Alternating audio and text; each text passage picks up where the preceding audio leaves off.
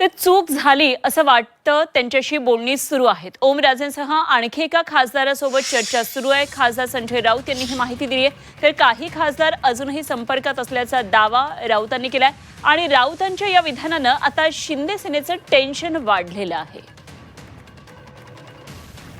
पण आता शिवसेना उद्धव बाळासाहेब ठाकरे पक्षात चुकीला माफी मिळेल असं म्हणता येईल. मग गद्दारांना एखाद्या पक्षात प्रवेश घेऊन त्याचा मान सन्मान करण्यापेक्षा बरं का एखादा चुकला आणि त्यांनी माफी मागितली असेल, त्याला पश्चाताप झाला असेल, तर राजकारणामध्ये सध्याच्या राजकारणामध्ये ते स्वीकारलं पाहिजे. काही खासदार अजूनही संपर्कात आहेत. आता त्यांना त्यांच्या मतदारसंघात त्याला भीती वाटते, कारण लोकांचा रोष आहे.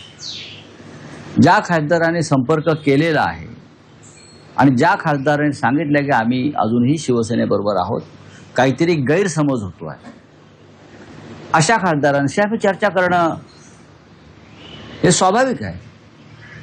ज्या क्षणी ते सांगतील आम्ही शिवसेनेचा त्याग केलेला आहे, त्या क्षणी आमचे त्यांचे संबंध पूर्ण